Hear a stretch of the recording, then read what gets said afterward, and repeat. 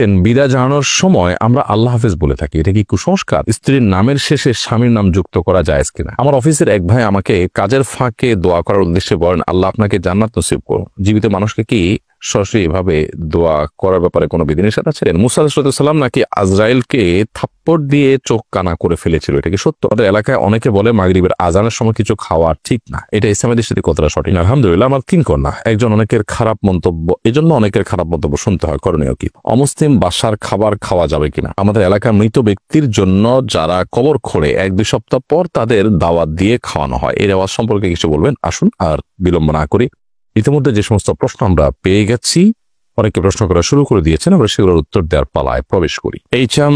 রাশিদুল ইসলাম জীবন আপনি লিখেছেন, অমুসলিম বাসার খাবার খাওয়া যাবে কিনা?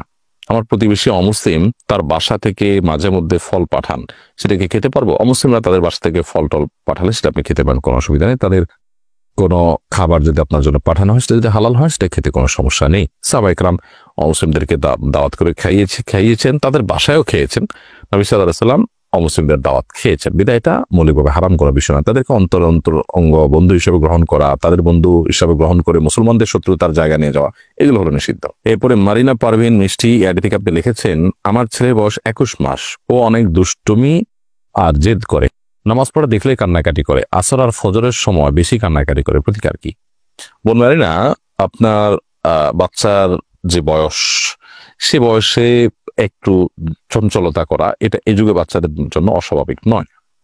তবে নামাজ দেখলেই কান্নাকাটি করা, এটা শয়তানের খোঁচাখুচির কারণে হতে পারে।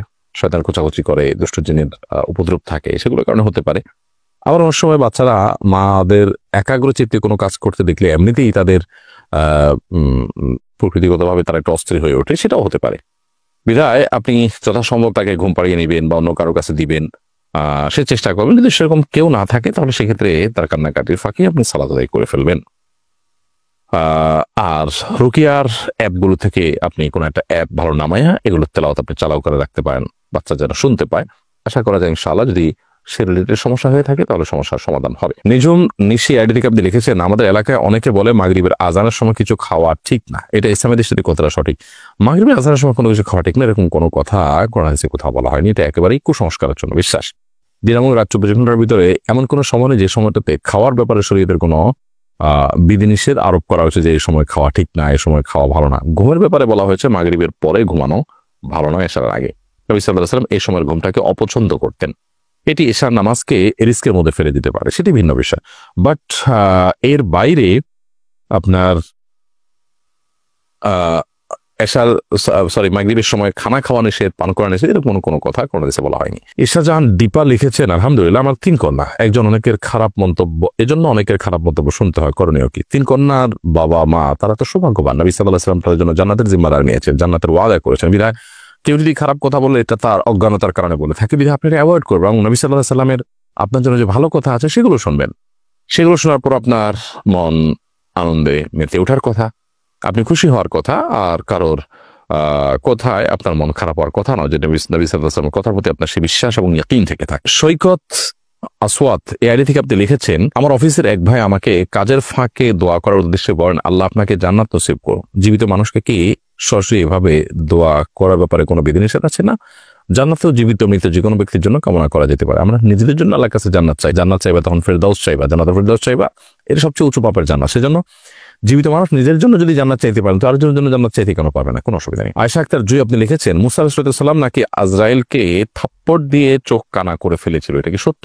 প্রথম কথা হলো, যাকে আমরা আজরাইল বলছি তিনি মূলত মালাকুল মউত। মালাকুল মউত মানে হলো মৃত্যুদূত। তো মৃত্যুদূত তাকে আপনার মালাকুল মউত বলা হয়েছে কোরআনে কারীম, এবং হাদিসে বুখারীতে বর্ণিত হয়েছে যে মালাকুল মউত যখন মুসা আলাইহিস সালামের জান কবজ করার জন্য এসেছেন, তিনি তাকে চর কষে দিয়েছেন এবং তার একটা চোখ কানা হয়েছে, যদি আল্লাহ তাআলা পরে সুস্থ করে দিয়েছেন, অনুষ্ঠ না, কিন্তু তিনি মৃত্যুবরণ করতে চাচ্ছেন না। তো আল্লাহ রাব্বুল আলামিন তখন ফেরেশতাকে মালাকুল মউতকে বললেন, তুমি যাও। তিনি কতদিন পৃথিবীতে বেঁচে থাকতে চায়, তার হাত রাখতে বলো এর উপরে, যতগুলো চুল তার হাতের নিচে পড়বে, পশম পড়বে, এর উপরে হাত রাখেন, যতগুলো চুল পড়বে ততগুলো বছর আপনি হায়াত পাবেন। তখন মুসা আলাইহিস সালাম বললেন যে এরপর তো মৃত্যুবরণ করতে হবে। বলছেন তাহলে আর লাভ কি? মানে একসময় যখন মারাই লাগবে, চলেই যেতে হবে, তাহলে আর লাভ কি? একজন ইমানদার প্রশংসনীয় বিষয় ইবাদত করার জন্য দুনিয়াতে বেঁচে থাকার চেষ্টা করা, দুনিয়া ভোগ করার জন্য নবী বা রাসূল বা আল্লাহর কোনো প্রিয় বান্দারা থাকতে চান না। মূলত এখানে সেই ব্যাপারটা ঘটেছে।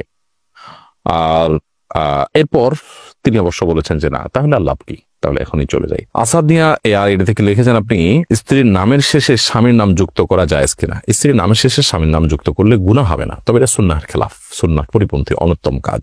ছেলে হোক আর মেয়ে হোক, নামের শেষে বাবার নাম, দাদার নাম, বংশের নাম থাকবে। স্বামী স্ত্রী পরস্পরের নামের অংশকে নামের সাথে জুড়ে দেওয়া এটা সুন্নাহ নয়, কারণ নাম এটা মানুষের পরিচয়ের ব্যাপার। এর পরিচয় এটা পরিবর্তনশীল না। আজকে স্বামী স্ত্রীর মধ্যে সম্পর্ক আছে, কালকে সম্পর্ক না থাকলে তখন কি হবে? এই জন্য পরিচয় হয় স্থায়ী, সেখানে বাবার নাম, বংশের নামটা থাকবে। কোন মেয়ের নাম যদি হয় ধরা যাক ফাতেমা, এবং তার বংশ যদি হয় পাটোয়ারি, তাহলে ফাতেমা পাটোয়ারি হবে। অথবা তার বাবার নাম যদি হয় আব্দুল্লাহ, তাহলে ফাতেমা বিনতে আব্দুল্লাহ হবে। এভাবে হওয়া উচিত। স্বামীর নাম সাথে থাকাটা অনুত্তম এবং সুন্নাহর খেলা। রোকাইয়া আপনি লিখেছেন, আমাদের এলাকার মৃত ব্যক্তির জন্য যারা কবর খোঁড়ে 1-2 সপ্তাহ পর তাদের দাওয়াত দিয়ে খাওয়ানো হয়, এই রেওয়াজ সম্পর্কে কিছু বলবেন? মৃত ব্যক্তির জন্য যারা কবর খুঁড়বে, এটা তাদের চ্যারিটি হওয়া উচিত, সেবামূলক কাজ হওয়া উচিত, আল্লাহর জন্য হওয়া উচিত, এটা কোনো বিনিময় নেওয়া উচিত না। আর যদি কোনো প্রতিষ্ঠানের তরফ থেকে কাউকে আপনার শ্রমিক হিসাবে নিয়ে কাজ করানো হয়, তাহলে সেক্ষেত্রে তিনি পারিশ্রমিক দিবেন, ভিন্ন কথা। বাট যিনি কাজ করবেন, তিনি দায়িত্ব হিসেবে যখন কাজ করছেন সমাজের অংশ হিসাবে, তখন তিনি আল্লাহর জন্যই করবেন, কোনো বিনিময় দেওয়া উচিত না। অতএব তাদেরকে খাওয়ানোটা এক প্রকার বিনিময়, এর আওয়াজটা না হওয়া উচিত। এমনিতেই আপনি এলাকাতে যারা প্রিয়জনকে হারিয়েছেন তাদেরকে, অর্থাৎ যিনি মারা গেছেন তার জীবিত আত্মীয় স্বজনকে এলাকাবাসী খাওয়ালো, তাদের পাশাপাশি আশপাশে এলাকাতে আরো কিছু লোককে খাওয়ালো, তারা আসলে ভিন্ন বিষয়। আবার এই কবর করা মানুষকে খাওয়ানো একটা রেওয়াজে পরিণত হয়েছে, তাদেরকে এটা এক ধরনের পারিশ্রমিকের অংশ হিসাবেই দেওয়া হয়, এটা উচিত না। বরং কবর করার কাজটা সমাজের গরিব মানুষ কেন, বিত্তবানদের মধ্যে থেকে কেউ সেবামূলক অংশ হিসাবে করবে, সেবামূলক কাজের অংশ হিসাবে করবে। এবং মানুষ মারা যাওয়ার পর তার কবর দেওয়াটা কিন্তু ফরজে কেফা, সমাজের কেউ যদি না করে সবাই গুনাহগার হবে। বিধায় এটার জন্য উদ্যোগ নেওয়া উচিত এবং এটার কোনো বিনিময় গ্রহণ করার মানুষকে থাকা উচিত না। সাইফুর রহমান আপনি লিখেছেন, বিদায় জানানোর সময় আমরা আল্লাহ হাফেজ বলে থাকি, এটা কি কুসংস্কার? এক্ষেত্রে বিদায় জানাতে কি বলা যেতে পারে? বিদায় জানানোর সময় আমরা আল্লাহ হাফেজ বলি, অনেকে আল্লাহ হাফেজ বলি, অনেকে ফি আমানিল্লাহ বলি। আল্লাহ হাফেজ মানে আল্লাহ সংরক্ষণকারী, ফি আমানিল্লাহ মানে আল্লাহর নিরাপত্তা তুমি আছো, কোনো অসুবিধা নেই এগুলো বলাতে। তবে সুন্নাহ না এগুলো বলা জায়েজ, জাস্ট এটুকু। এগুলোকে সুন্নাহ মনে করা ভুল। সুন্নাহ হলো কাউকে বিদায়ের সময় আস্তাউদিল্লাহ বলা। সংক্ষেপে যদি বলতে চান তাহলে শুধু আস্তাউদিল্লাহ, অর্থাৎ তোমাকে আল্লাহ তাআলার হেফাজতে আমি অর্পণ করলাম।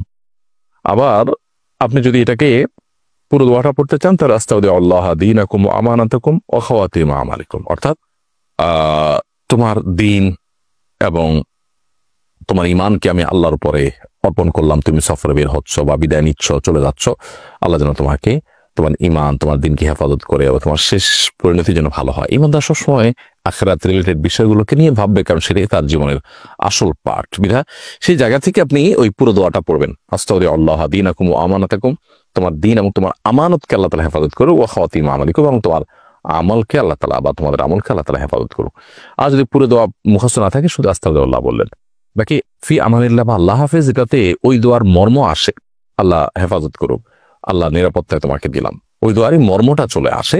আর হ্যাঁ, জ্ঞানের অনুষ্ঠানটি অন্যদের দেখবার সুবিধার্থে অবশ্যই শেয়ার করে দিতে আমরা না বলি, যাতে অন্যরাও সেখান থেকে আলো গ্রহণ করতে পারেন, উপকৃত হতে পারেন, তাদের জীবনে কোনো না কোনো ইতিবাচক ভালো গুণ তারা অর্জন করতে পারেন, মন্দ বিষয় থেকে তারা বেঁচে থাকতে পারেন। আল্লাহ তাআলা আমাদের সকলকে একটি সুন্দর সমাজ নির্মাণে যার যার জায়গা থেকে ভূমিকা পালন করার তৌফিক দান করুন। আমাদের এই স্বদেশকে আল্লাহ রাব্বুল আলামিন দিন ইসলামের জন্য উর্বর ভূমি হিসাবে কবুল এবং মঞ্জুর করুন।